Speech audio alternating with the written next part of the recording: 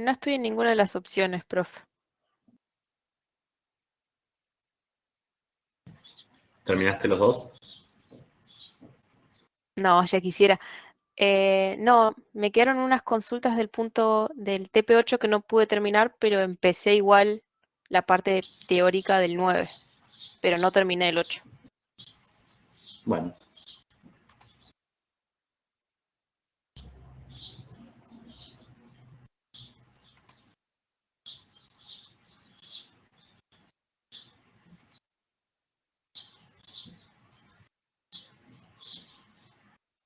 Profe, antes de que arranquemos, eh, más o menos cómo es el tema del laboratorio. O no sé si por ahí nos va a explicar Edgardo mañana o no sé, porque no sabemos mucho realmente.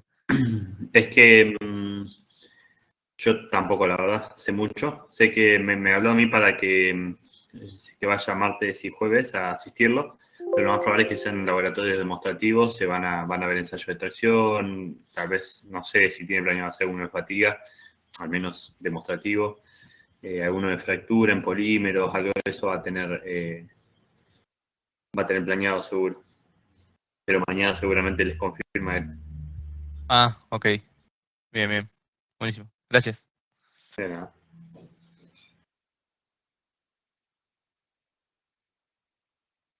Bueno, no terminaron el 8. ¿Publicó o no? Bueno, en general, la mayoría está sin terminar el 8. ¿Qué preguntas tienen? ¿Les quedó algo pendiente de fatiga?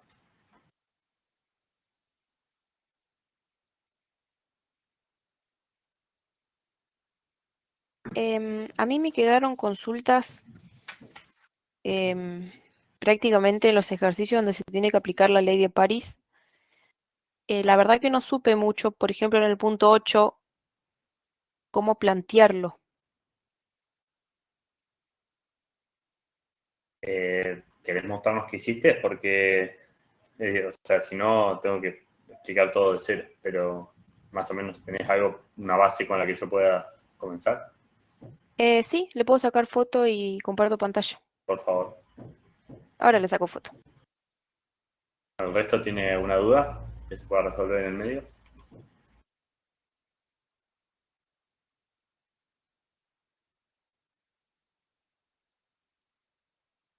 Profe, yo tengo una duda en lo que sería también el punto 8, cuando se tiene que sacar el crecimiento de fisura crítica, sería el AC, si en esa fórmula del KIC sería que va el sigma máximo o el delta sigma, porque eso es lo también que no sabía bien cuál iba.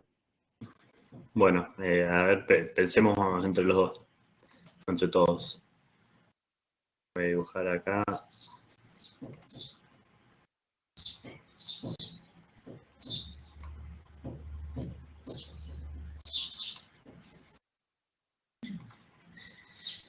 Vos tenés un ciclo de fatiga, que en este caso es algo así. Es algo así, ¿no? Que tenemos un No se sigma ve si están máximo. dibujando. Estoy en la. No, yo estoy dibujando, no sé. Yo no veo por eso. Si no me guío igual. Está en la diapositiva 1 Bien. del. ¿La ven? ¿Todos ahí lo ven? No, profe, vemos el logo de la Facu nomás. Vamos a iniciar una presentación entonces del otro lado. Ahora.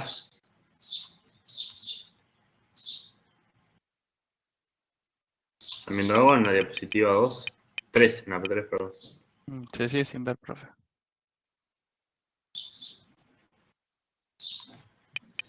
¿Está? ¿Está en la diapositiva 2?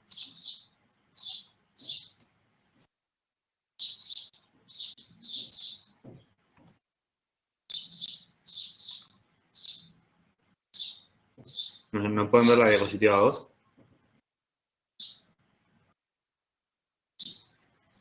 por lo menos no, profe.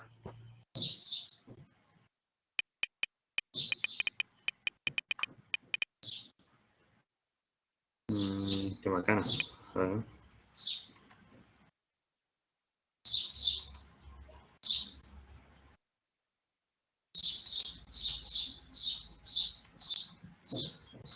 ¿Ahora están viendo? Sí, ahora sí. Como no tengo que hacerlo desde Word. Qué pena. En el ejercicio ustedes tenían un ciclo que era más o menos así. Por eso no me gusta el formato que tiene, porque se me hacen esas líneas. ¿Cuál era la sigma máximo?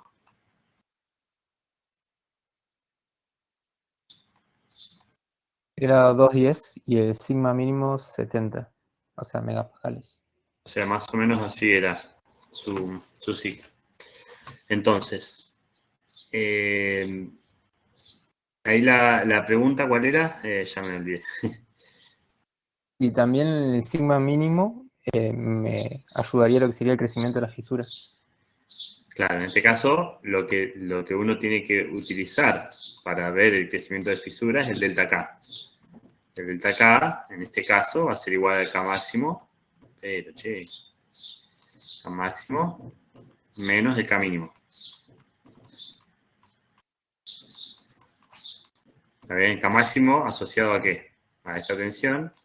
El K mínimo asociado ¿a cuál? A esta tensión. ¿Está bien? Sí, sí. Bueno, ahora, la pregunta cuál era, ¿cómo calcular el acrítico? No, era básicamente si me iba a influir ese sigma mínimo, porque yo lo calculé, pero con el sigma máximo nomás, como pensé que como iba lo otro, supuse que iba a ser compresión, entonces dije, capaz que no me influía, pero ahora que veo, sí, en el gráfico sí se ve más claro que sí, Que sí que. me influye en el crecimiento de la fisura. En el crecimiento de la fisura sí, pero para el K máximo, o sea, a ver, para que no me acuerdo la consigna. Déjame ver. Por eso no quería este formato. En un elemento estructural se fabrica de alta resistencia, bla, bla, bla. El componente experimenta 100 ciclos por día antes de llegar al servicio, la de paria, técnica penal, la vida de componente, suponiendo posterior. Sumada que apareció una fisura, esta serie superficial, repita el cálculo. Bien. Vos decís para calcular el A final. El A final lo calculabas con el K1C. Sí, sí.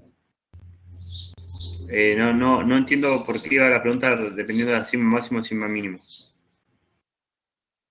Porque yo cuando calculé la fisura crítica del AC, usé el sigma máximo nomás y me hacía ruido. No, es que la longitud de fisura crítica no, la usaste con, déjame pensar, déjame escribir la ecuación. Ustedes tienen la ecuación de K, ¿cómo era? Bueno, el K sería igual al factor geométrico por el sigma máximo, le dice, por la raíz de pi por A. Bueno, de acá vos despejás, lo que tenés que sacar es A crítico. Sí, Para que A sea crítico, el K1 tiene que ser igual al K1C. sí, Pero entonces tenemos la geometría es constante y nos queda el sigma. Vos decís si usás sigma máximo o usás delta sigma. claro. Esa es la pregunta. Bueno, si nos volvamos al ciclo, uno tiene el ciclo dado. ¿Cuál es la tensión más crítica de todo este diagrama? O sea, el material experimenta todo este rango de tensiones durante sus ciclos de vida. ¿Cuál es la tensión más crítica? ¿Cuál es la tensión que va a alcanzar primero a la tenacidad de la fractura? Digamos? Yo diría que sería la máxima, pero tampoco sé si la mínima, como no está abajo, la mínima Sí, podría la ser un mínima. caso. Y acá va el cero, ¿no? Acá está el cero. Tenemos las Sí. dos positivas. Suponete que la tensión necesaria para experimentar fractura, la tensión esta, si nosotros tenemos una determinado, es esta de acá. Entonces, ¿cuál está más cerca de esa tensión crítica? La sigma máximo. Entonces, cuando una porción del material alcance la tensión crítica, ya va a haber fractura. Entonces, de este modo, esto lo que nos ayuda a nosotros es decir, bueno, con la tensión máxima, con esta tensión máxima, que es la máxima que va a experimentar el material, y el K1C, que en definitiva es la resistencia del material a la propagación de la fisura, ¿cuál va a ser mi longitud crítica? ¿Qué pasa si yo utilizo el delta sigma? En este caso, ¿no? ¿Qué pasa?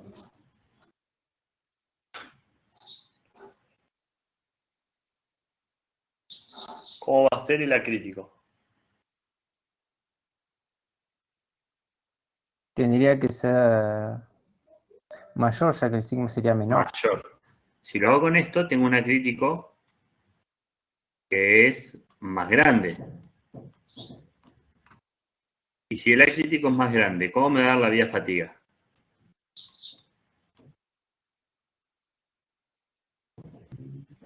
No, va a ser mucho más grande la vía de fatiga. Va a ser más grande. Entonces, de los dos casos, ¿cuál es más conservativo?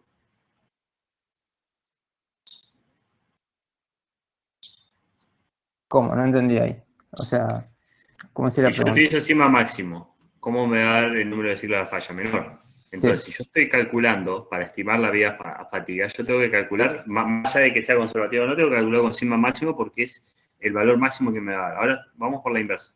Ahora voy a borrar un poquito. ¿Cómo está? Puedo borrar. Bueno. Vamos por la inversa. Imagínate, nosotros calculamos el acrítico con el delta sigma. Entonces Sí. el acrítico dijimos que me da más grande, ¿no? Ujú.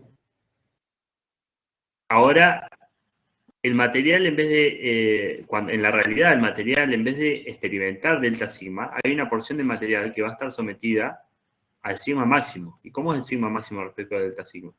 ¿Mayor o menor? El sigma máximo va a ser mayor. Ser mayor.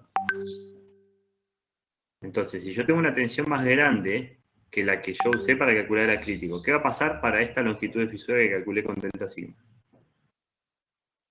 Vale. Bueno, el delta sigma va a tener mayor vida de fatiga que el sigma máximo. Va a tener... Va a tener mayor vía de fatiga, pero no, volvamos atrás. Vamos a. Me gusta dibujar acá, me parece bastante. A ver, volvamos a la presentación, a ver si pueden ver ustedes ahora la. ¿Están viendo la diapositiva 2? No, se ve en blanco. Ahora. ¿Y prueba a compartir la pantalla en vez del PowerPoint? Sí, que no debería funcionar así, pero bueno, la comparto. Es que se ve esto, no es lo que quería.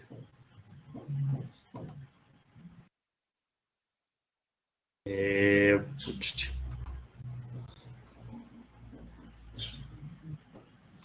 No ve nada, ni la 1, ni la 2, ni la 3, ninguna. No, profe.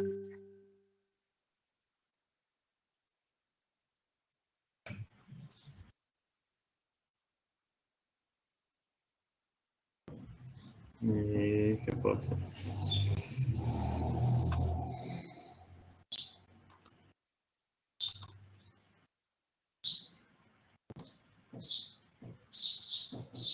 Ahí yo los veo a ustedes. ¿Ustedes ven mi mouse moverse?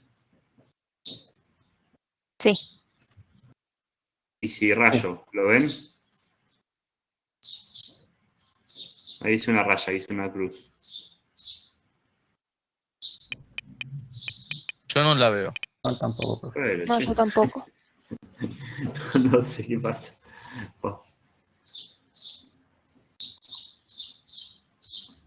Volvamos entonces a la.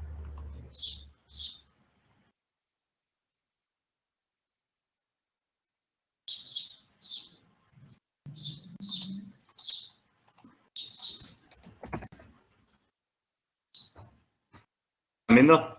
Vamos acá mejor. ¿Ven o no? Sí, ahí sí. Sí. Bueno, tengo el ciclo de fatiga, otra vez. Vamos al tema. Ciclo de fatiga. Sigma máximo, sigma mínimo. Yo tengo un delta sigma, que en este caso de este ejercicio es menor que el sigma máximo. ¿Por qué? Porque el R, ¿cómo es? ¿Cómo es el R en este ejercicio? No me diga el número. Quiero saber una desigualdad. Mayor o menor que algo. Mayor que 0. Es mayor que 0, bien. En este ejercicio el sigma es mayor que 0.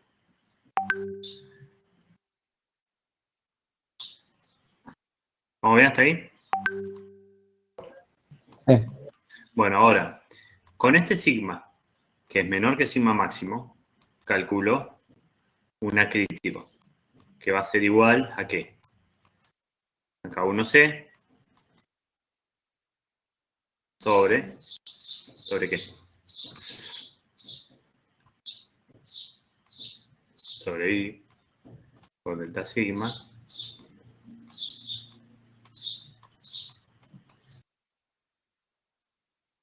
¿Está bien esto? Sí. Bueno, entonces, este acrítico, supóngase que me da 1 milímetro, 2 milímetros o 20 milímetros. 20 milímetros. ¿Qué pasa si yo calculo la vía fatiga con este 20 milímetros? Dijimos que me iba a dar un valor NF dado. NF vamos a poner delta sigma. Ahora bien, ¿qué pasa si calculo el acrítico ¿con qué? Con el sigma máximo.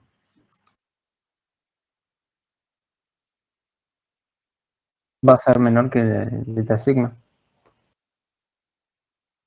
Va a ser menor que el que obtuve recién.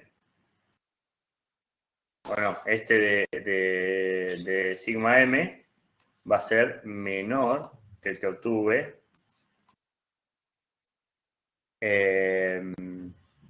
acrítico, perdón. Obtuve con delta sigma, ¿o no? Sí. Entonces, la vía de la falla, ¿cómo va a ser?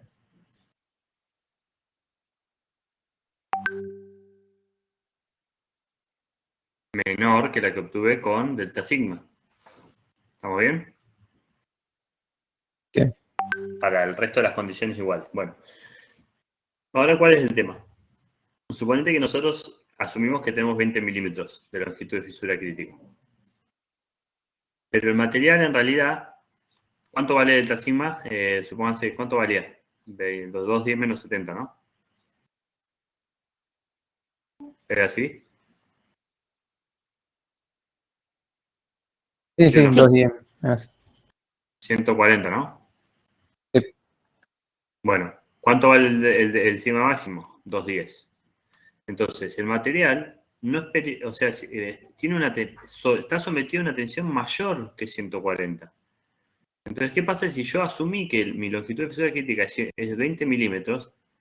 El material va a fallar mucho antes de que llegue a 20, porque la máxima es de 210.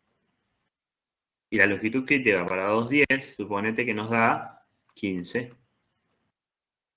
Entonces, entre 15 y 20 hay un lugar que yo no estoy cubriendo. Yo estoy pensando que el material me va a aguantar hasta 20 milímetros, cuando en realidad me va a aguantar hasta 15. Y en términos de tensión, estoy creyendo que el material está sometido a 140 megapascales, cuando en realidad está sometido a 120. A 210, perdón. Entonces, para calcular el A crítico, que básicamente lo que me está diciendo es cuándo estoy alcanzando yo el K1C, y el K1C lo voy a alcanzar para la condición de máxima tensión, es decir, para el sigma máximo. No sé si expliqué la pregunta. Sí, sí. Ahí me quedó más claro. Pero siempre el K máximo va a estar asociado a la máxima tensión que hay en el material. Bueno, ¿qué más? Julieta, eras vos, me parece que tenía una duda. Sí. Ya me pasé las fotos, pero tenés que ¿Qué te hacer vas a hospedadora. preguntar? Referencia, ¿dónde estás?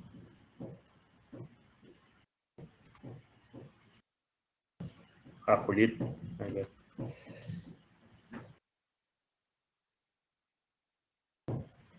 Ahí estás.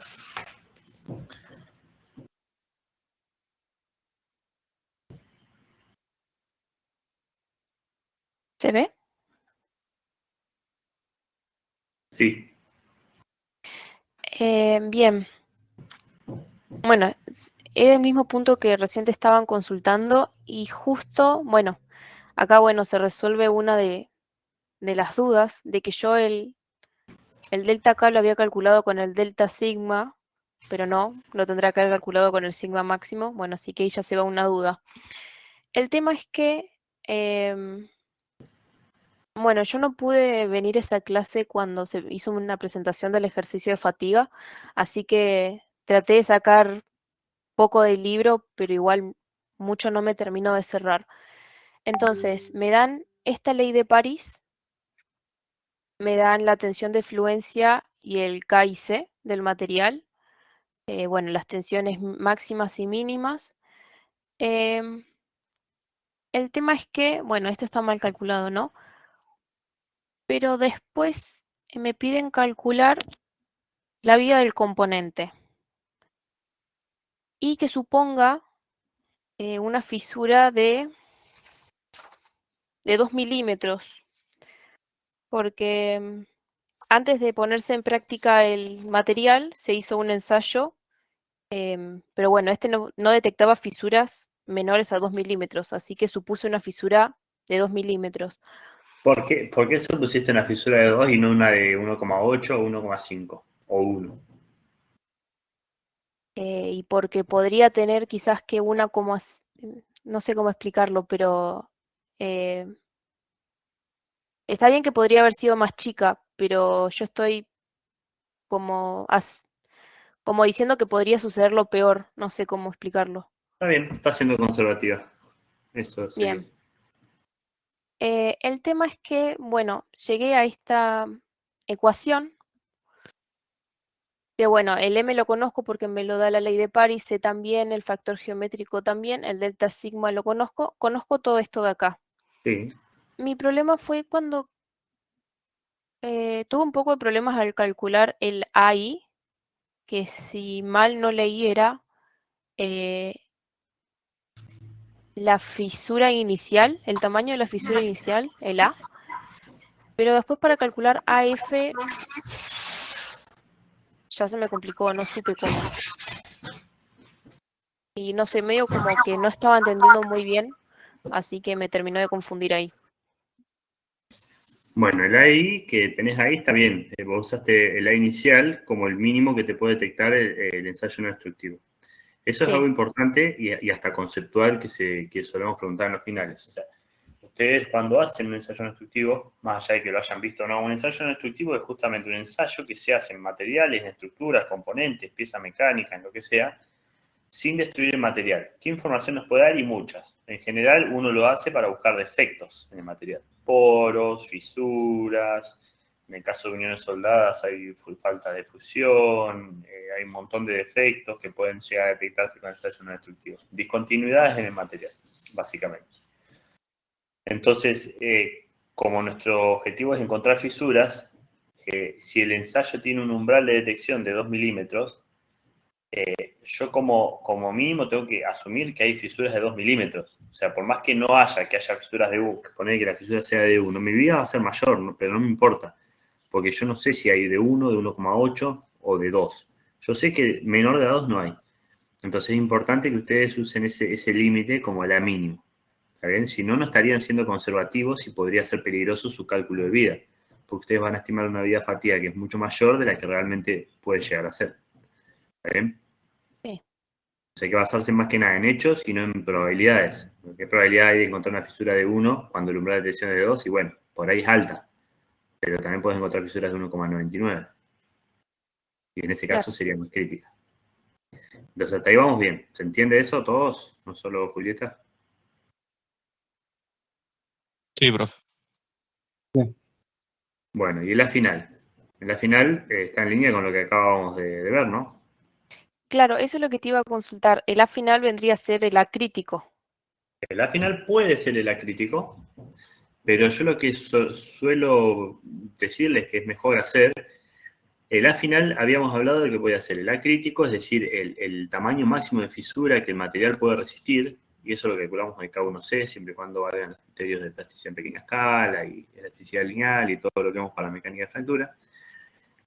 Y si no, por ejemplo, supónganse que el A crítico del material es muy grande, porque el material es muy tenaz y la tensión es baja. Entonces, si la tensión es bajita, el material es muy tenaz, ¿cómo es el A crítico?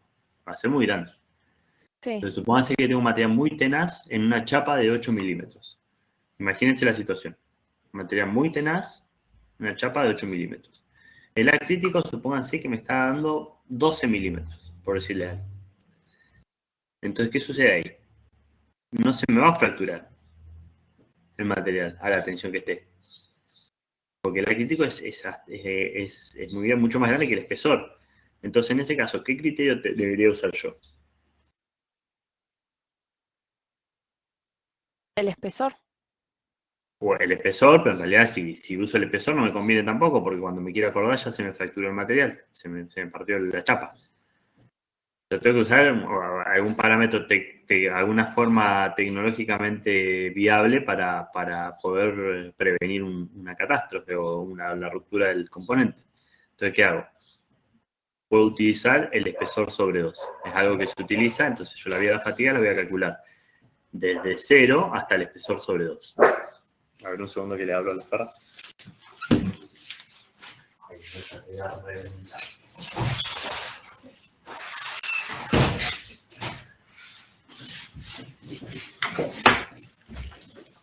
¿Me siguen hasta ahí?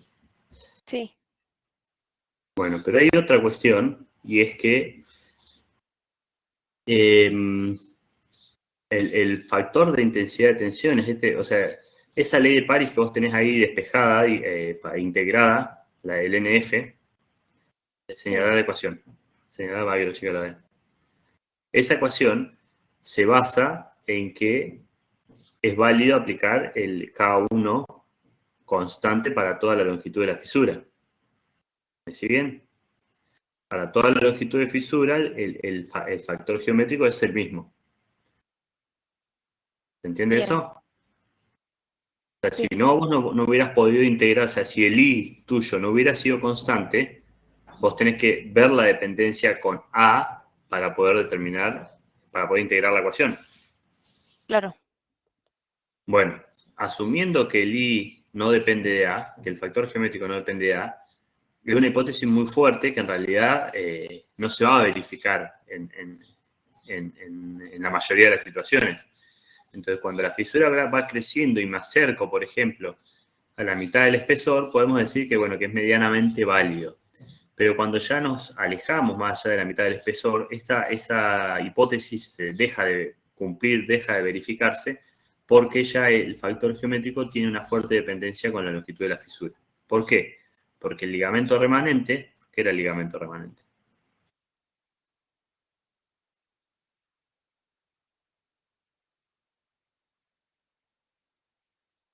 No, no me estoy acordando qué es ligamento remanente. ¿Alguien se acuerda? ¿No es lo que resta que une a la pieza? Que no se la fisura. Exactamente. Lo que falta que avance la fisura. Yo acá no puedo dibujar, pero si ¿alguna pregunta más de esto, Julieta? Si no, déjame a mí que presento en el Paint. No, ahí te Dale. dejé de compartir.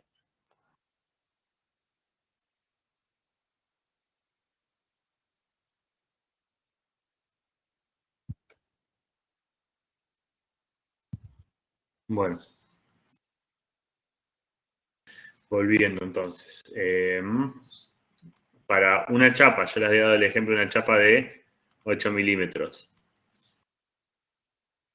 Yo tengo una fisura que está creciendo en esta dirección, ¿no? Y yo les dije que uno de las formas de determinar el A crítico es diciendo, bueno, el espesor sobre 2. Este A crítico va a ser T sobre 2. O sea, cuando la fisura llega hasta acá, es razonable pensar que estamos en una falla, por más que el material no haya fallado. Acá ya el material no va a resistir mucho más. Si la fisura pudo avanzar hasta acá, tranquilamente va a seguir avanzando hasta alcanzar el espesor. ¿Entiendes? Eso por un lado, uno. Por otro lado, la cantidad de ciclos que me consume la fisura en crecer de un tamaño inicial hasta acá es mucho mayor que la que utiliza para crecer desde acá O sea, para que sea lo que falta hasta la falla. ¿Está bien?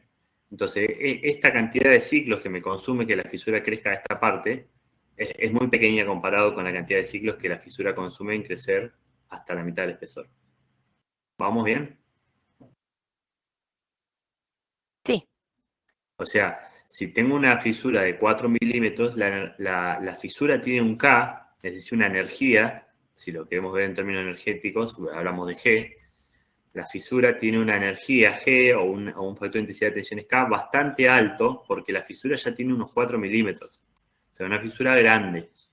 Entonces, la energía de la fisura es grande, entonces la facilidad con la que se va a propagar también va a ser mayor.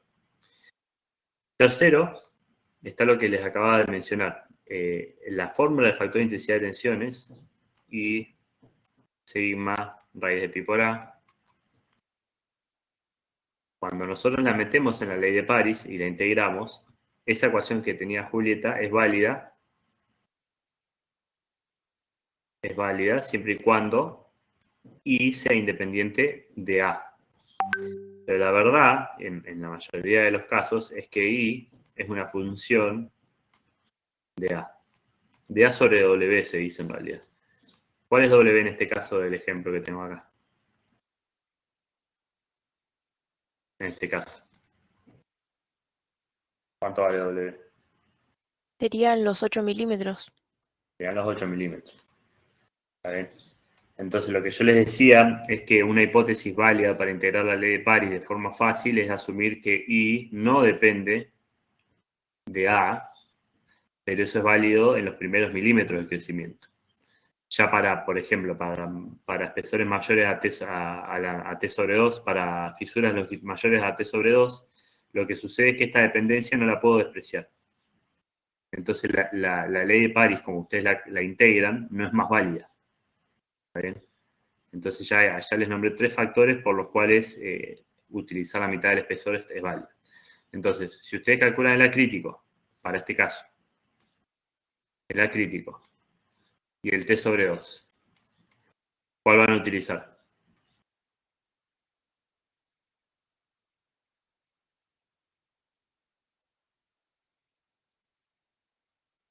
Sin números, así como se los estoy dando, ¿cuál van a utilizar?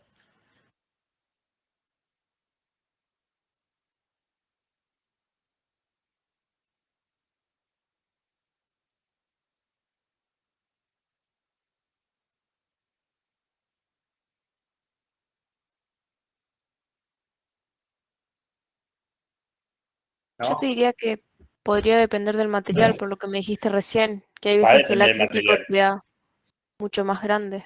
Va a depender del material, pero justamente, ¿cuál van a elegir? Crítico. No, va a depender. Voy a elegir el menor de los dos. El crítico lo voy a elegir siempre y cuando sea menor que T sobre 2. Pero Ok. si el A crítico es muy grande, voy a elegir T sobre 2. ¿Está bien? O sea, lo que tendrían que hacer en ese ejercicio ustedes es calcular el A crítico, compararlo con W sobre 2 sería W sobre 2. Y bueno, y ver cuál es el menor. Y ese usarlo en la ecuación para integrar la ley de París desde ahí hasta ese A final. ¿Vale? Ahora, ¿cuál es el ligamento remanente?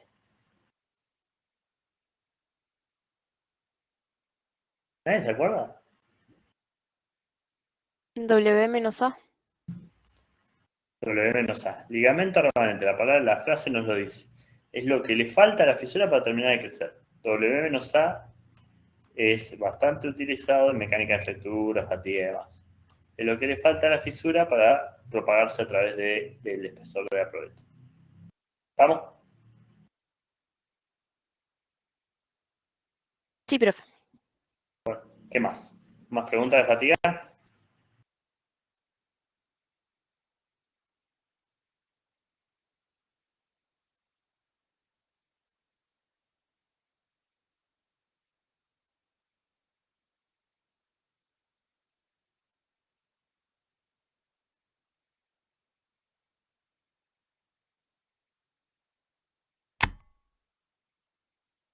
¿Hay más preguntas?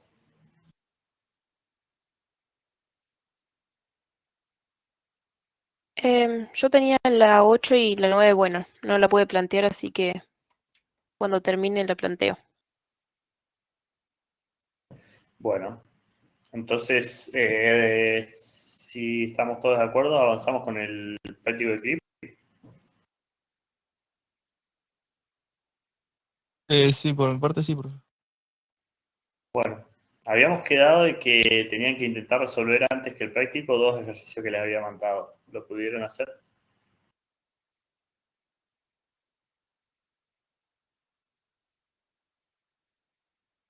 No, la verdad que yo intenté, pero no supe ni cómo encararlo. Sí, Intenté después ¿Alguien, agarrarlo del práctico y tampoco. ¿Alguien hizo algo de CRIP? Los que pusieron acá que empezaron el práctico. Lo de práctica no pude, la teoría sí. Bueno, muchachos, estamos casi ya a fin de año, no queda mucho. Falta el práctico de CRIP y uno más que haremos la parte final y estamos. Vamos a volver a la presentación. Un segundo.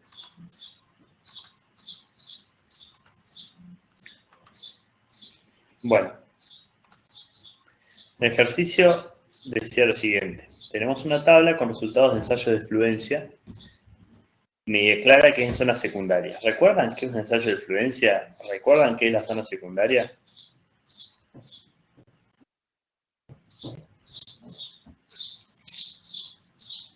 Necesito que interactuemos, si no nos vamos a pegar un embole. Yo me voy a quedar callado hasta que respondan. Yo pensé que ahí la zona secundaria se refería a lo de CRIP, en realidad. Sí, es todo el Esa fenómeno de región CRIP, lineal. pero el CRIP, a la región lineal sí. Pero el CRIP tiene 3 etapas bien distinguibles en un ensayo de fluencia. Las etapas son una etapa de iniciación de daño, en donde tengo un daño acelerado, donde la deformación aumenta rápidamente en el tiempo. Una parte donde la deformación... A ver, voy a poner los gráficos. Vamos arriba.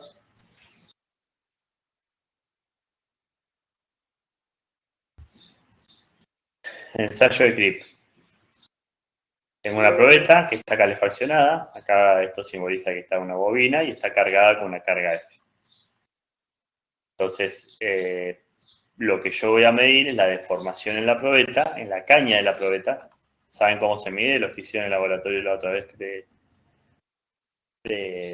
electrotecnia. ¿Saben cómo se mide la deformación? Yo tengo una longitud calibrada acá, que supónganse que es un ensayo de tracción normal de 50 milímetros, 25 milímetros. ¿Cómo mido esa deformación acá? Con los strain gauge.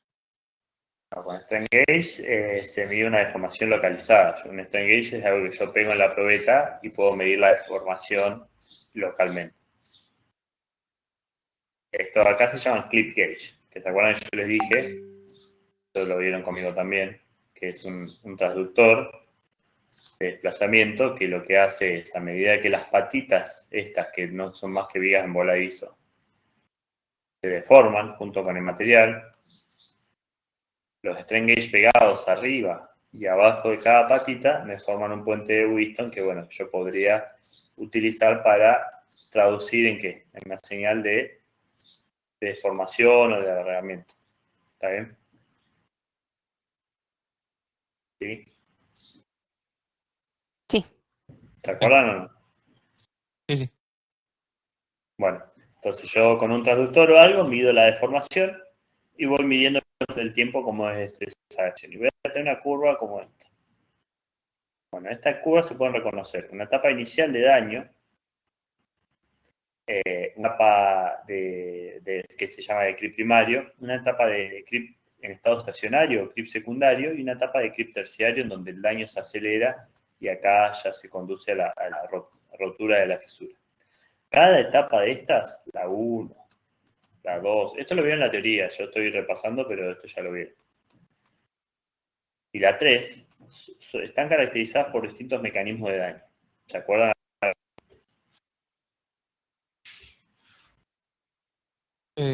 Difusión, dislocaciones, creo. Sí, son los dos mecanismos por los cuales se va a asistir al mecanismo de grip. Por ejemplo, acá difusión en borde de grano. La difusión en borde de grano me lleva a la formación de puntos triples en los bordes de grano, que son pequeñas cavidades, que eso después se van coalesciendo y me generan la decohesión de los granos. Y ahí tengo un problema, porque si se me cohesionan los granos, el material empieza a perder resistencia. ¿Está bien? ¿Se acuerdan de esto?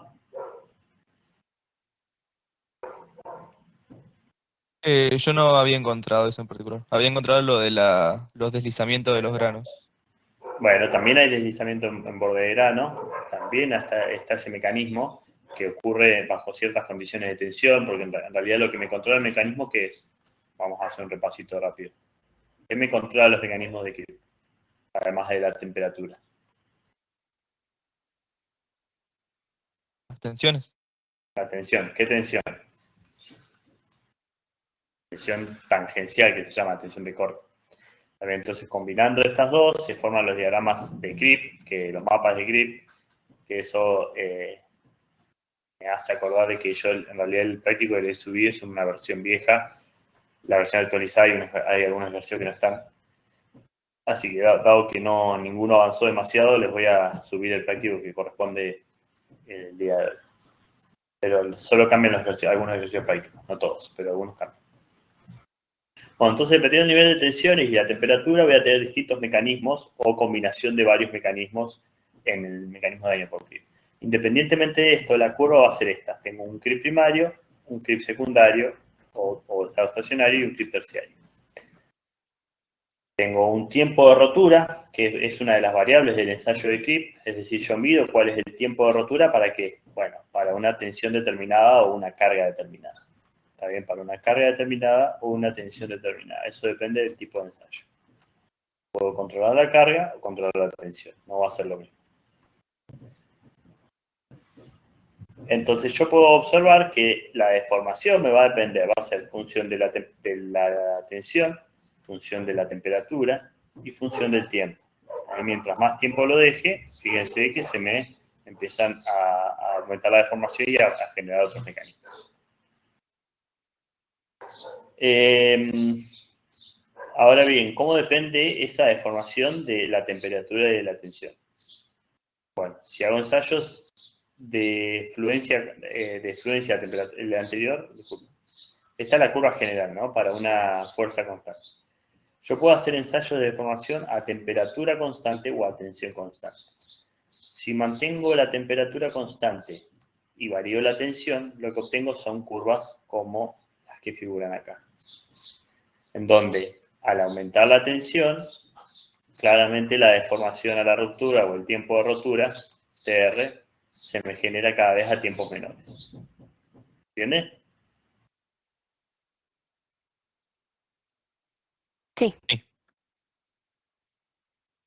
Bueno, hay varios puntos de inflexión en la curva, que son los que básicamente me están delimitando la parte de grip secundario, y una de las variables que puedo obtener es esta deformación, epsilon punto, que no es más que la pendiente en la parte de grip secundario. Entonces, además del tiempo de rotura, otra de las variables que yo saco de un ensayo es la deformación en estado estacionario. La velocidad de deformación en estado estacionario. Entonces, el otro tipo de ensayo que puedo tener es mantener la tensión constante y variar la temperatura. Las curvas son muy parecidas. Entonces, yo al aumentar la temperatura, la curva se me viene a tiempos de rotura menores y a velocidades de deformación en estado estacionario mayores. ¿Siguen? ¿Esto lo vieron con Edgardo, no? Sí. Entonces, ahora para analizar cómo sería la respuesta a la deformación en función del tiempo, de la temperatura y de la tensión, lo que puedo hacer yo es derivar las curvas anteriores manteniendo constante la tensión y la temperatura. Lo que voy a obtener es una curva como esta, La derivo en función del tiempo, ¿no? Que tengo el clip primario, el clip secundario y el clip terciario, en donde tengo una desaceleración de la deformación. La deformación se mantiene constante en el estado estacionario y en el clip terciario la deformación se acelera. ¿Está bien? El parámetro importante, ¿por qué? Porque justamente es constante o es aproximadamente constante, es la velocidad de deformación en estado estacionario. Ese es uno de los parámetros que vamos a utilizar en clip. Entonces, como es una constante, en realidad es una constante por manteniendo la temperatura y la tensión constante. Pero si no la mantengo constantes, ¿qué pasa si yo integro esta ecuación? ¿Qué me queda? Si la integro, me queda que la deformación me depende linealmente con el tiempo. ¿Está bien eso o no? Claro, con la variación del tiempo. Claro, entonces, pero la K a la vez es una función de la temperatura y de la tensión. Entonces, cuando yo voy a construir la curva de la velocidad de deformación en estado estacionario en función de la tensión, para una temperatura constante, lo que obtengo es algo como esto. ¿Qué se puede observar en general o qué se observa en muchos materiales metálicos? Es esto, doble pendiente. Una ley de dependencia potencial, es decir, que la velocidad de deformación en estado estacionario me depende de la tensión con dos pendientes distintas en escala doble logarítmica. Es decir, que tengo una ley potencial. Si la escala es doble logarítmica y tengo una recta, quiere decir que la función en la realidad es potencial, ¿o no?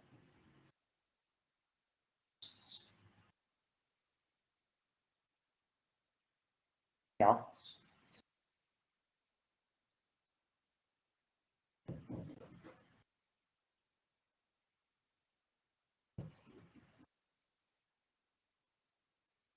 A veces a mí no me están siguiendo. No sabía que se llamaba ley potencial, pero sí, digamos, sí se entiende igual. La ley potencial es, si quieren verlo como es I igual a una constante por X a otra constante. Esto es una ley potencial en general en matemática. Algo que se me haya ocurrido. Entonces, esta ley potencial va a tener dos pendientes distintas que varían entre 3 y 8 para esta parte dominada por tensiones, donde las tensiones son más bien altas, y cuando las tensiones son bajas, el exponente es de aproximadamente 1. ¿Está bien? Estos son resultados empíricos, se sabe de ensayar una infinidad de materiales, más que nada materiales metálicos. Y cuando el N es 1 se habla de ley viscosa, y cuando N es de 3 a 8 se habla de ley potencial. ¿Está bien? Ley viscosa que si N es igual a 1, ¿qué tengo? Tengo la ecuación de una recta. ¿Está bien? Bueno, ahora ¿qué pasa si mantengo la tensión constante? Ya no es la temperatura constante, sino la tensión constante. Bueno, lo mismo, grafico el logaritmo natural en vez del logaritmo en base 10, el logaritmo neperiano de la velocidad de deformación en estado estacionario en función de 1 sobre t. Si yo hago esto, voy a tener una especie de puntos como los que se muestran en la pantalla. Que si lo grafico con estas dos funciones, lo que veo es que son una línea recta. Entonces la pendiente es Q sobre R. ¿Qué les recuerda esto? Una energía de activación dividido la constante, una constante R que puede ser acá no me acuerdo si era la constante de los gases o qué. Es una ley tipo Arrhenius. Esta ley tipo Arrhenius, ¿en dónde más la vieron en la materia? ¿Alguien se acuerda? En difusión. Muy bien. Difusión. Entonces, un poco esta ley nos está dando a entender que para que haya creep tiene que haber difusión o que no puede haber creep sin difusión. Entonces, esta dependencia exponencial un poco justifica esa relación que hay entre la difusión y el creep. En este caso, para una tensión constante. Entonces, por un lado, manteniendo la tensión constante, tengo una ley tipo Arrhenius, manteniendo la temperatura constante, tengo una ley tipo potencial. Si yo combino las dos, bueno, ahí Q es la energía de activación para la fluencia, en este caso no es para la difusión, sino para la fluencia, y R es la constante universal, es la cierta.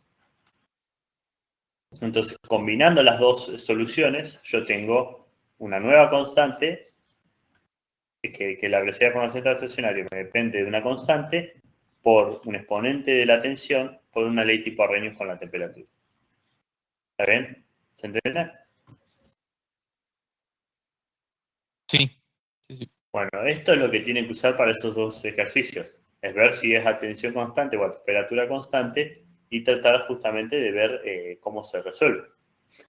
La idea era que lo planteen para poder comentarlo hoy en clase, pero si yo lo resuelvo ahora no tiene demasiado sentido. No Puede sé qué ser, prefieren. Sí, te escucho. perdón. No, sigue así. No, decime porque iba a continuar, sí. No, porque más o menos el punto 5 va por ese lado, porque yo lo quise encarar de otro punto y no llega a nada. Déjame ver el 5 porque yo tengo cambiado los países.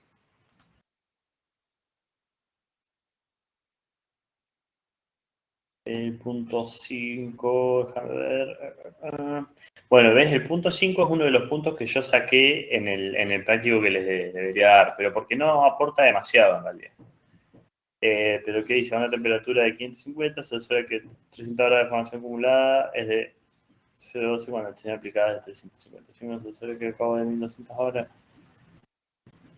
el comportamiento de estado estacionario. No, o sea, te está diciendo que es en estado estacionario, o sea que vos si conoces 2 puntos de la recta podés calcular para otros valores, ¿no? Claro, está bien. Debería armar yo la Sí, recta, sí, digamos. Claro, claro. ok.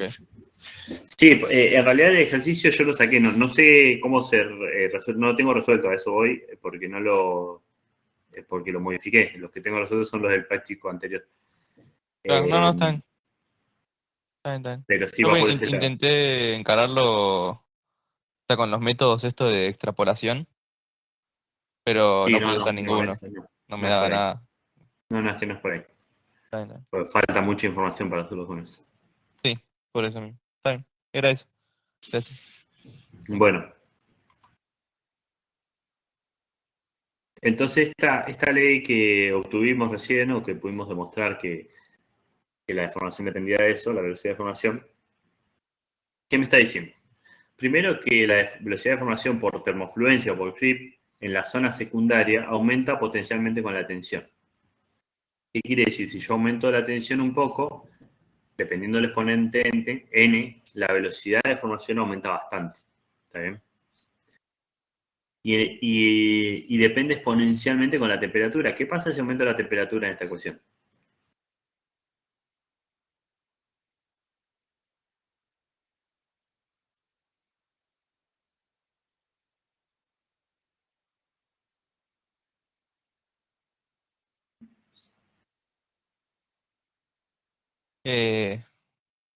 Disminuye. No, Si aumenta aumentar, la deformación. mírenlo matemáticamente, pero también piénsenlo. O sea, si Sí, sí, aumenta la sí. tensión, ¿qué pasa con la velocidad de deformación? Aumenta. ¿Qué pasa si aumenta la temperatura? Tiene que aumentar. Entonces, matemáticamente me tiene que dar que aumenta.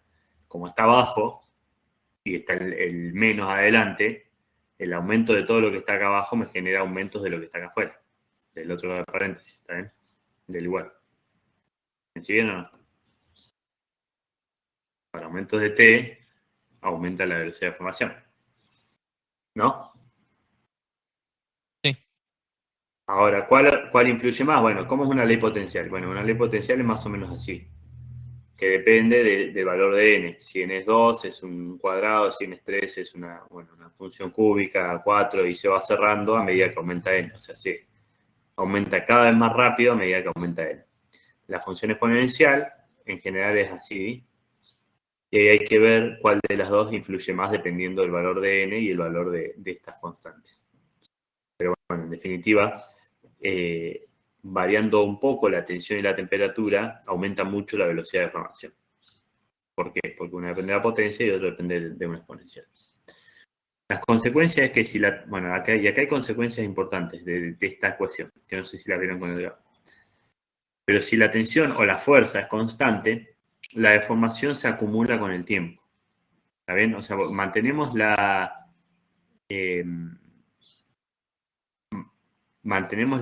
tensión constante, voy a tener una velocidad de fusión que va a ser constante, dependiendo de la temperatura, pero no quiere decir que va a dejar de deformar. Va a seguir deformándose. ¿Está bien? ¿Se entiende? No quiere decir que dejo de formar. Acá, acuérdense que esto es velocidad de deformación, no es deformación. No es que la deformación es constante, la velocidad de deformación es constante, es decir, no se acelera. Voy a seguir teniendo deformación. Si la deformación total es constante, y acá viene una consecuencia importante. ¿Qué pasa si la deformación total es constante? No me queda otra que la tensión, para una temperatura dada, que la tensión baje. ¿Está bien? Al aumentar el tiempo. ¿Entiende la ecuación o no?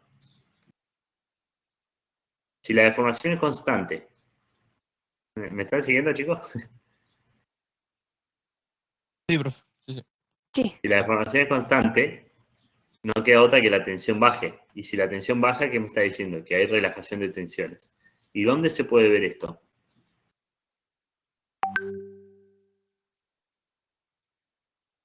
¿Las cargas que se aplican? En las cargas, pero es un caso muy común en bulones que se aflojan a alta temperatura. Si tengo bulones trabajando en motores o en recipientes a presión, o en centrales, en lugares donde están sometidos a alta temperatura, suele ocurrir que los bulones se van aflojando. ¿Por qué? ¿Cómo se produce el cierre de una unión roscada? Se produce por tensiones de tracción. Tensiones de tracción entre las roscas hembras y la rosca macho. Si esas tensiones se relajan, dejo de tener aprieto, o sea, dejo de tener un ajuste entre el tornillo y el agujero, y el bulón se afloja. ¿Está bien? Y eso es lo que ocurre por efecto del creep. Ahora, ¿en qué situaciones puede ser benéfico que haya fluencia o creep? ¿En qué situaciones me puede ayudar?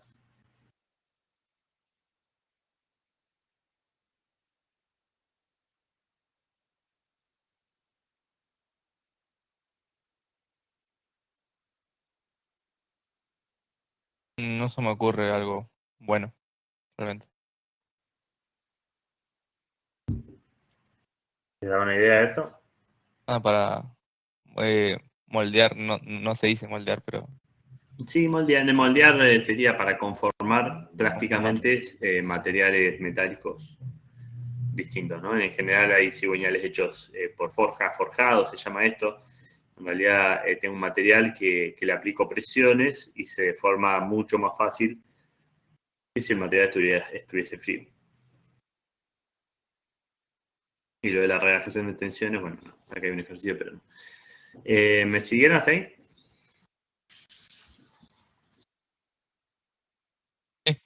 Sí, profe. Bueno, entonces volviendo al ejercicio,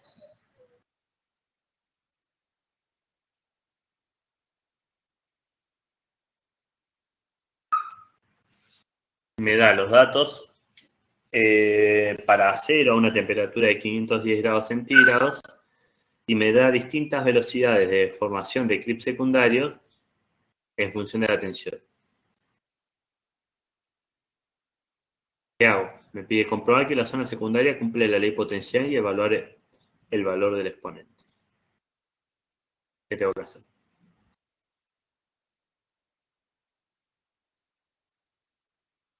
y ahí para verificar si cumple deberías reemplazar la tensión en la ley potencial y verificar que sea igual a la velocidad de formación. No, pero yo tengo los datos. Yo hago un ensayo de creep. A ver. Hago un ensayo de creep a 180 megapascales y a 510 grados centígrados y tengo este valor de deformación de fluencia, velocidad de formación en estado estacionario.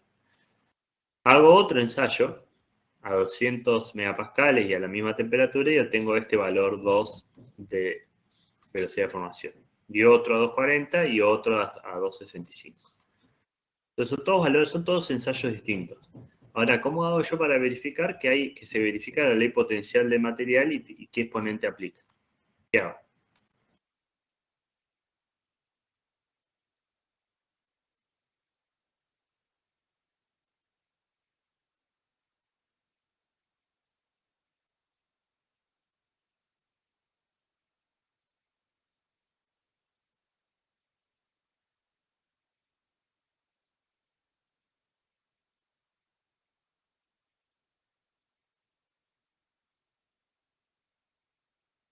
Lo acabamos de ver, chicos.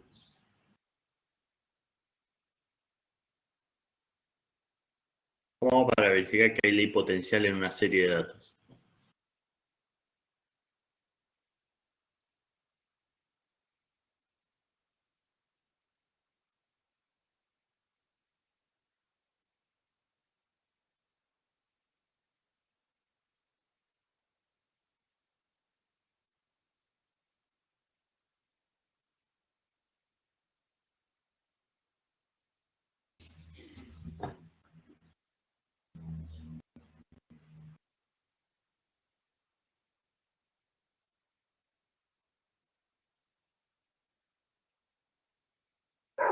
No, no se le ocurre.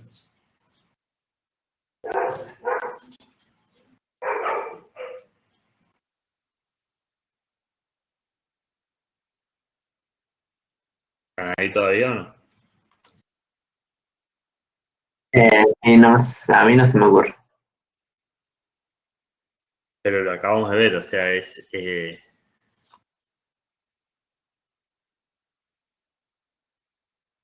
¿qué pasa si yo grafico el logaritmo de punto en estado estacionario en función del logaritmo de sigma? Si yo tengo una ley potencial, lo que me está diciendo es me pide verificar que se está cumpliendo que P punto es igual a A por sigma a la N, o a B, habíamos llamado B, por sigma a la N. Entonces, si yo hago en escala doble logarítmica, que es lo que figura acá, tengo que verificar esa ecuación. Si yo hago el logaritmo de ambos miembros, tengo una ecuación como la que figura a la derecha. Ahora, si yo grafico esto en función de esto, ¿qué obtengo?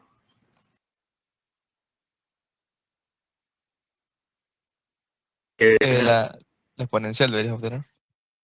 No, una recta. ¿Qué ecuación es esta? Tengo una constante más otra constante por la variable. ¿Qué ecuación es esta? Una línea, una recta. Una recta. Entonces, si yo saco los logaritmos de todos estos números y los logaritmos de todos estos números, obtengo esto de acá. Y si ahora grafico esos valores, voy a obtener esto que nos queda perfectamente una recta. Claramente estos resultados están inventados, por eso da una recta tan bonita, sino la verdad es que van a tener puntos así como por todos lados y nada más parecido a una recta, nada menos parecido a una recta. En este caso la confianza da muy buena, entonces tiene que dar así porque es un ejercicio para educar, para la práctica, ¿no? Entonces yo creo, ¿qué hago ahora? Me pedían verificar si hay ley potencial. ¿Hay ley potencial o no?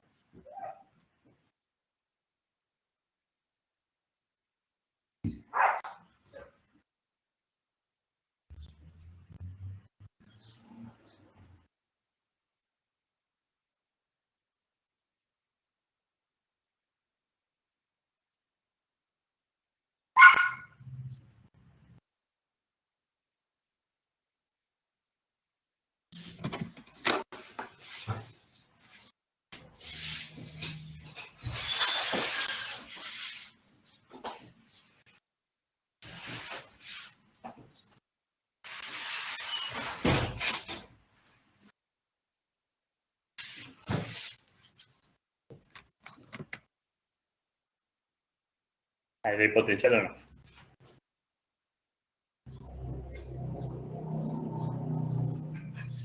Yo diría que sí, porque el R cuadrado te da re chiquito.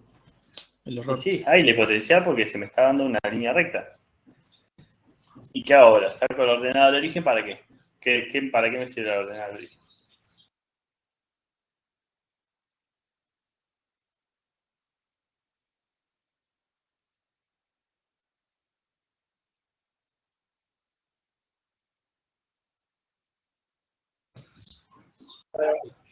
Para conocer la deformación cuando no hay ninguna carga aplicada.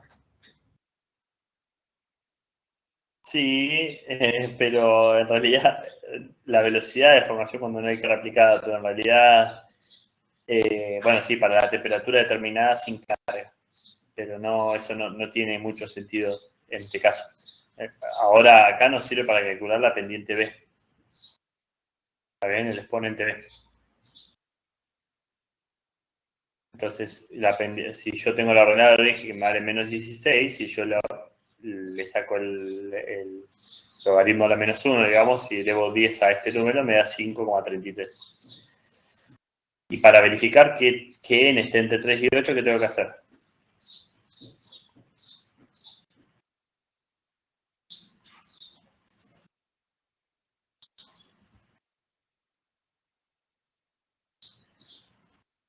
Con la primera ecuación, despejás el n, con logaritmos. Sí, pero yo tengo la serie de datos. Yo grafiqué esto justamente para obtener el valor de B y algo más. Ah, no, perdón, y la pendiente. Esto no es la P. Perdón. Esta es la ordenada del origen. Y esta es la pendiente de la recta, que yo saco de la regresión que acabo de hacer con 4 puntos. Entonces, ¿el n está entre 3 y 8? Sí, está entre 3 y 8 porque es igual a la pendiente, fíjese la ecuación. Yo estoy graficando esto en función de esto. Entonces, la pendiente, ¿cuál va a ser? Va a ser n. Pendiente. Y la ordenada del origen, ¿qué va a ser? Logaritmo de b. ¿Está bien? Entonces, ¿se verifica la B potencial? Sí. Y ahora, ¿qué me pregunta el ejercicio? Calcular la tensión máxima que el acero puede soportar si la velocidad de deformación límite es de 1.65 por 10 a la menos 4. ¿Cómo hago? Tengo la ley potencial. Simplemente reemplazo. Un ejercicio bastante fácil. Tengo la velocidad de deformación y lo único que tengo que hacer es reemplazar en la ecuación, ahora que ya tengo el valor de n y el valor de b, o de la ordenada de origen, y saco cuánto tiene que valer psi, que en nuestro caso nos da 274,5 megapascales. ¿Se entiende? Es muy fácil el ejercicio. Quería que es simplemente para fijar los conceptos.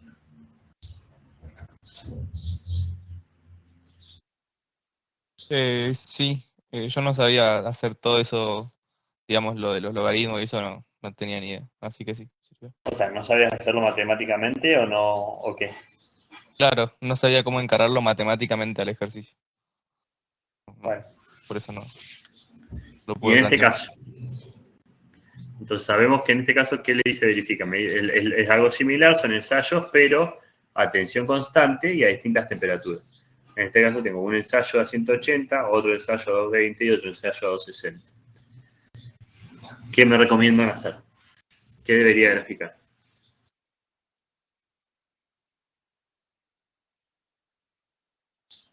¿Es a tensión constante? Sí. ¿Qué ecuación aplica? La de Arrhenius. Arrhenius. ¿Está bien? Una ecuación de Arrhenius. Entonces, si aplico una ecuación de Arrhenius, ¿qué me conviene graficar?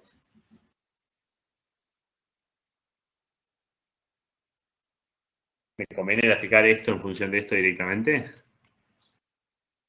No, sería el logaritmo eso en función de 1 sobre eso. El logaritmo natural Sí. de la deformación en función de 1 sobre t. Bueno, hagamos eso. La ecuación exponencial es esta. Entonces, si yo grafico 1 sobre t, en función del logaritmo natural de esto, voy a tener algo como lo que figura acá al lado. El logaritmo de ambos se calcula como algo así. Logaritmo de esto más el logaritmo de esto. Pero el logaritmo de una exponencial no es más que lo que está adentro de la exponencial. Por eso me queda menos q, que es constante, por 1 sobre t. Entonces, si grafico esto en función de esto, ¿qué me queda? ¿Qué me debería quedar si se verifica la ley exponencial? ¿Qué forma geométrica me debería quedar? ¿No queda como una pendiente hacia abajo? Sí, pero ¿cómo se llama? ¿Es una recta? ¿Una curva o una recta? Sí, sí, Una Una recta de recta. pendiente negativa con valor cuánto. Q sobre R. valor es Q sobre R. Esta va a ser la pendiente. ¿Y cuánto va a valer la de origen?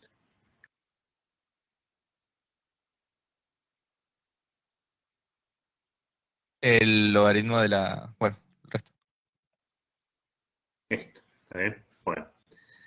Entonces hago eso que les estoy diciendo, grafico, me queda una recta bastante buena, otra vez, bastante buena, y la ordenada de origen vale 1.41 y la pendiente vale 8.281,64.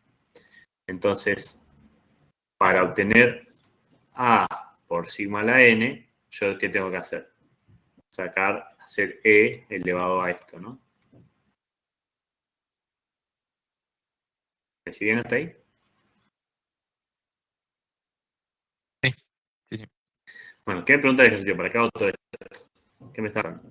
Calcular la vida del material sometido a la de 105, pero temperatura de 160 si la deformación total por fluencia no puede superar el valor de 0,01. ¿Entiende la pregunta?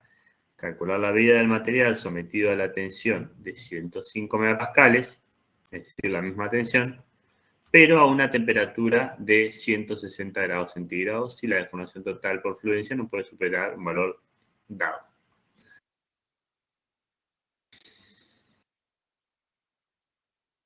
Bueno, ¿qué hago entonces?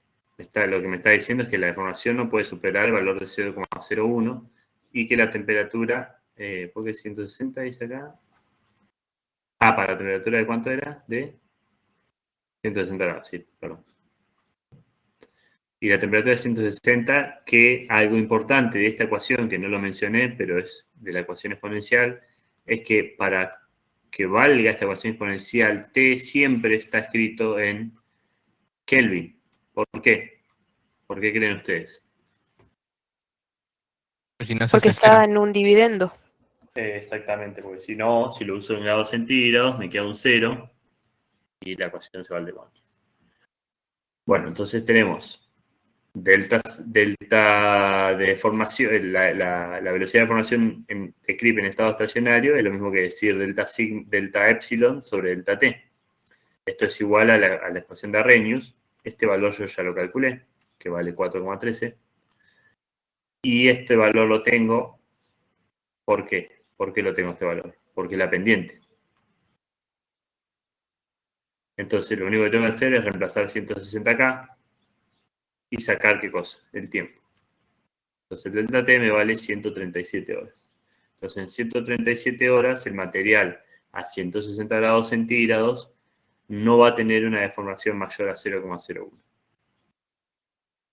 ¿Me siguieron? Sí, sí, sí. Bueno, intenten hacer esto en sus casas. No es peligroso. Pueden hacerlo sin riesgo. Bueno, preguntas.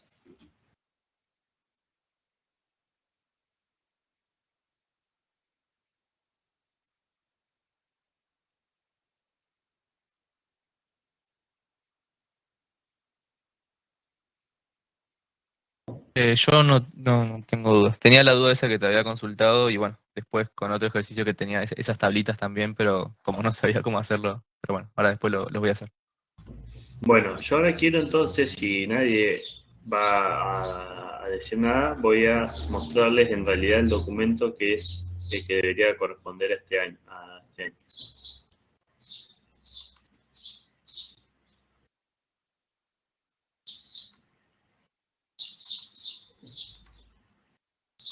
¿Están viendo? Sí, sí. Comparado con el práctico de ustedes, estos tres ejercicios son iguales. Este creo que es igual al 5 del práctico de ustedes. A ver, déjenme ver que los vaya comparando. Ya estoy. Este es igual al ejercicio... No, este es nuevo. A ver. Ah, no, perdón, abrí el de fatiga. Perdón.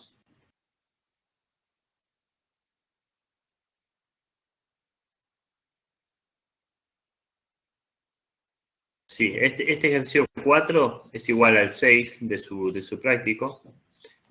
el ejercicio 5, ¿lo están viendo ahí? Que selecciono. Sí. Es igual al 8 de su práctico. Este es igual al 9 de su práctico. Este es el mismo que tienen ustedes en el ejercicio 12. Y este es un ejercicio nuevo, que es importante. Por eso quiero que hagan este práctico en vez del otro, ya que no lo empezaron. Este ejercicio, lo que vemos acá son los mapas de CRIP. ¿Está bien? Y acá me dice que utilizo me dice, se utiliza tungsteno a la mitad de su punto de fusión y a una tensión normal de 540 megapascales. Un ingeniero sugiere aumentar el tamaño de grano en un factor de 4 como un método efectivo para reducir la velocidad de deformación por CRIP. ¿Está de acuerdo o no con el ingeniero? ¿Por qué? ¿Qué opina si la tensión de trabajo fuese de 5 megapascales? Bueno, tengo algunos datos y me pide que utilice el mapa de deformación para justificar la respuesta. Esto lo vieron, el mapa de deformación, ¿no? O diagramas de Ashby, de CRIP, se le llama a veces. Sí, lo vimos. Bueno, fíjense que este gráfico tiene que estar dado para un tamaño de grano dado, que en este caso es de 10 micrones, y para una densidad de deslocaciones dada, que en este caso es de 4 por 10 a la 10.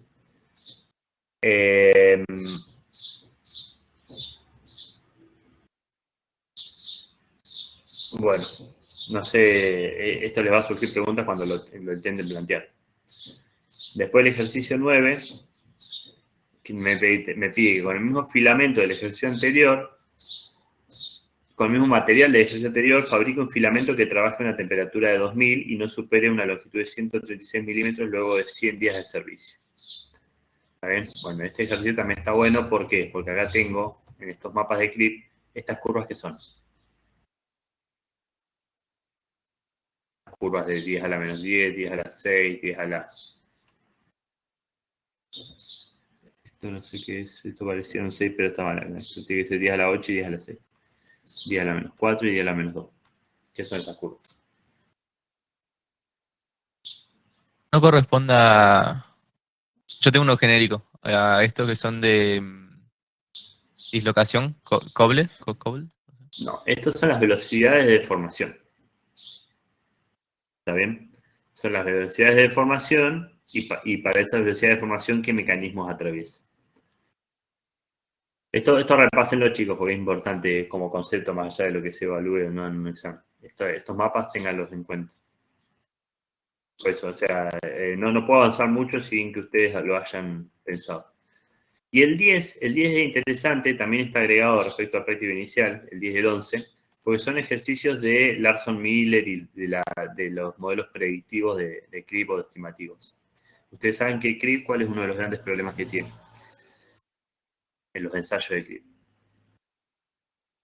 El tiempo. El tiempo. El tiempo que tardamos. Entonces, para predecir lo que va a suceder a los tiempos en los que realmente actúan los componentes, que pueden ser años, décadas, lo que hacemos son ensayos a mayor temperatura para poder predecir justamente qué pasa a tiempos más largos. Es como que usamos la temperatura para compensar por la falta de tiempo.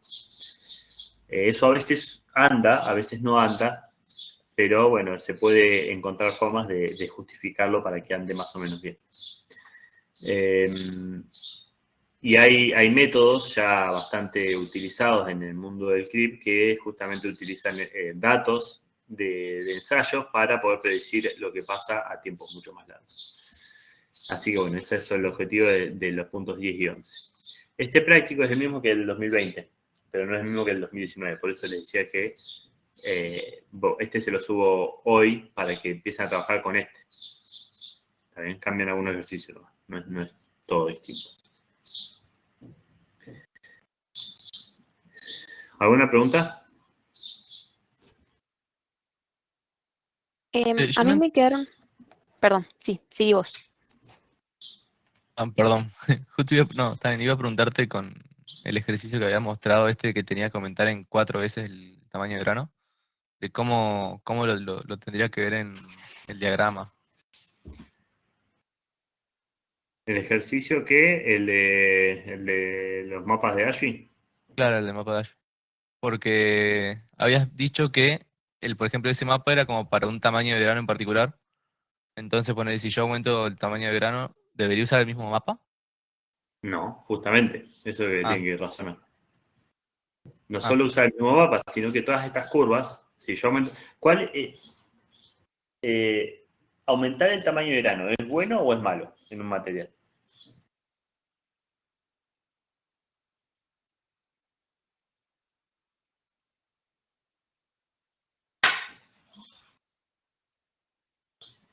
Para el clip sería bueno, ¿no? Para el clip sería bueno. Para el resto de las cosas suele ser malo. Nosotros si aumentamos el tamaño de grano disminuye la resistencia, suele disminuir la tenacidad. Bueno, sucede, pues, pasan cosas que no nos convienen, entonces es mejor tener el tamaño de grano pequeño. Siempre se prefiere el tamaño de grano pequeño. Pero para el clip, un tamaño de grano pequeño me aumenta la difusión en borde de grano, me aumenta la densidad de borde de grano, con lo cual me aumenta la difusión en borde de grano y el deslizamiento de borde de grano. Entonces el clip difusional y todas estas líneas que se ven acá se van a empezar a correr para temperaturas más bajas cuando disminuye el tamaño de grano. Todas las formas de las curvas, ustedes tienen que estudiarlas para ver cómo varían en función de justamente eso. De cómo cambia el tamaño de grano, por ejemplo, o el material. O qué pasa cuando agrego precipitado. ¿Qué sucede si a un material le agrego precipitado? Me ancla los bordes de grano. Bueno, entonces, ¿qué sucedería con las curvas? Eso léanlo porque está en los libros y es bastante interesante ver cómo se modifican los diagramas con esas variaciones de los materiales. Bien, bien. Y después, bueno, justamente con eso, yo para la parte teórica me basé mucho en el Calister y en el Dieter,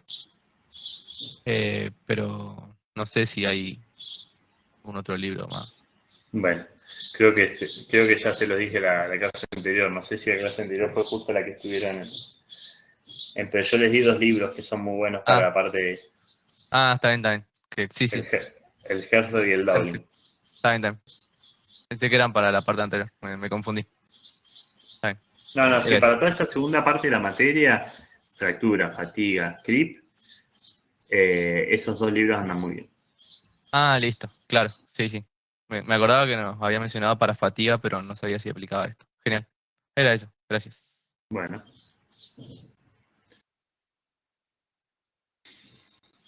¿Profe? No, chicos, sí, escucho. A mí me habían quedado unas consultas con respecto a la parte teórica. A ver. Por ejemplo, en el punto 1, en la parte de descripción de etapas,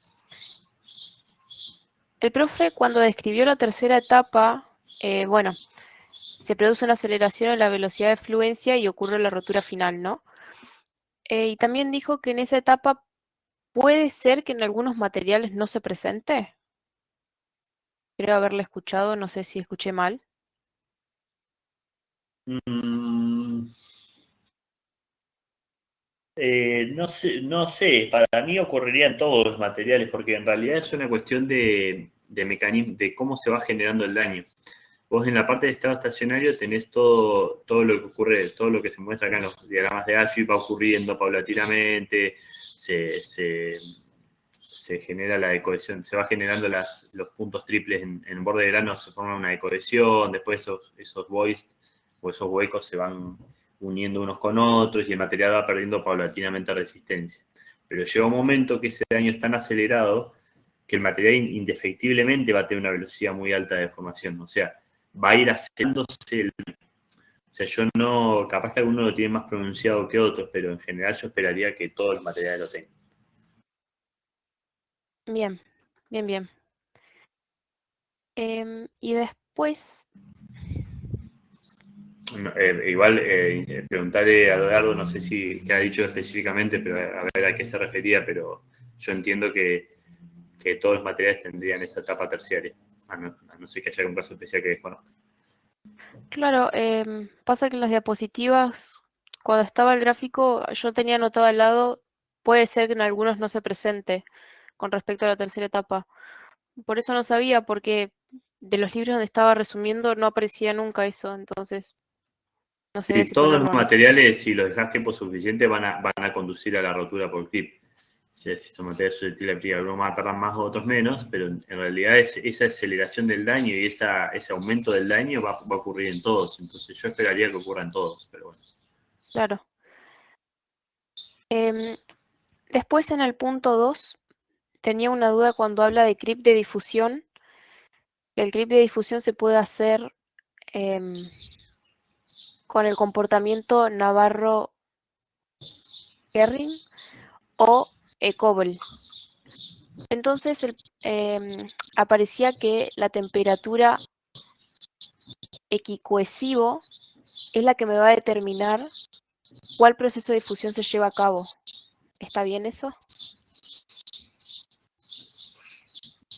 Y lo que sería más o menos que está acá, que depende de la materia que cambia, la temperatura que va a seguir cuando domina la Herring y cuando domina el cosa también de Ash. Y entonces, no sé si es que, o sea, esa no es la pregunta. Se le está escuchando muy cortado, profe. Ahora, ¿escuchan bien? Ahora se escucha bien. Eso lo ves en el diagrama de ASCII, por ejemplo, en donde acá ves que es para una temperatura dada que va a depender del material, bueno, el material, tamaño de grano, etc. Esa temperatura que decía me separa el daño dominado por Herring y el daño dominado por Cobble. O al menos predicho por el modelo de Cobble y predicho por el modelo de Navarro-Herring. ¿Qué pasa? Acá en un punto acá, ¿tengo el mecanismo de Navarro-Herring? ¿Sí o no? Pregunta Creo que no.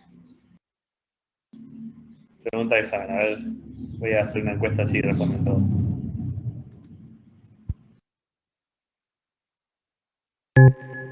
En el punto ese que marqué, ¿tiene mecanismo de Navarro-Herring?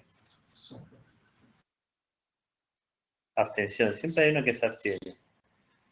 Juéguensela, estamos para aprender.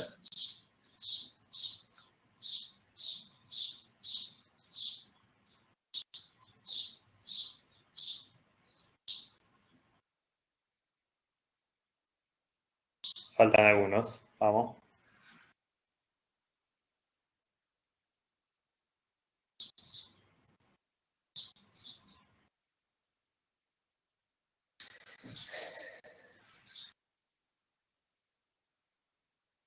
Bueno, Ezequiel y Brian. Brian Esteban, Ezequiel Yes y Brian Esteban.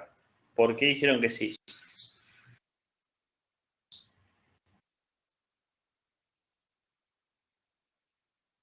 Dármele algo nomás. Pues no me sé, no lo dije con seguridad.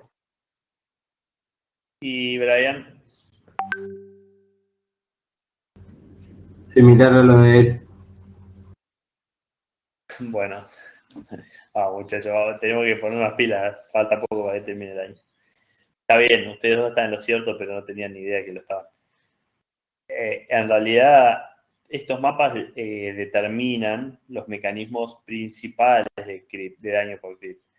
¿Qué quiere decir? Que si yo estoy acá, segundo, ¿no? Si yo estoy acá, ¿va a haber creep difusional? Sí, también va a haber creep difusional. Pero el mecanismo principal va a ser dislocation creep, o sea, creep por dislocaciones. Si estoy acá, ¿no va a haber el resto del mecanismo? No, sí, van a estar también. Va a haber dislocation creep, va a haber Navarro-Herring creep, van a haber dislocation glide, pero principalmente va a ocurrir Cobble creep. Entonces, el mecanismo que controla el proceso de daño por creep no quiere decir que sea el único, sino que es el principal. Entonces, todos los mecanismos interactúan en todas las zonas del diagrama, pero hay zonas donde es más probable que ocurra daño por Cobble, daño por Navarro-Herring o daño por dislocation que otros. ¿Entiendes? Sí, se entendió. Así que Ezequiel y Brian están aprobados. Bueno, ¿qué preguntas tienen?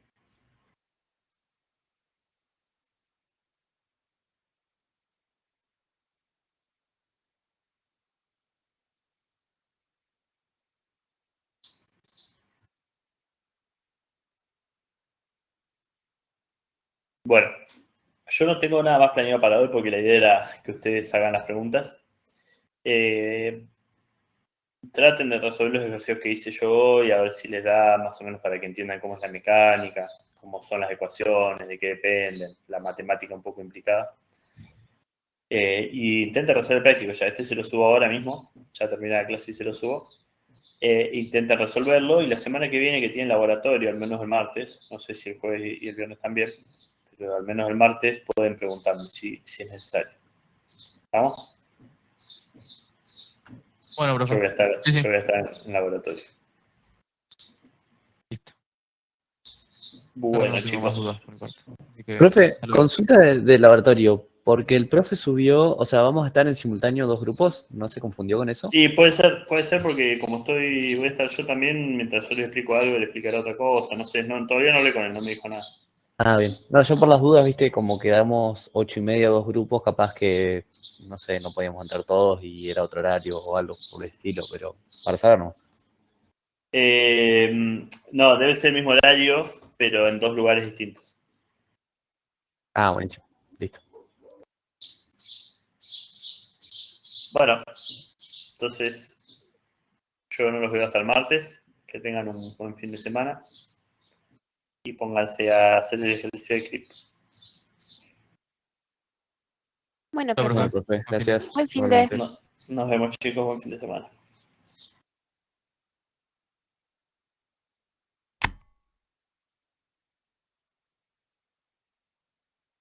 You are currently the only person in this conference.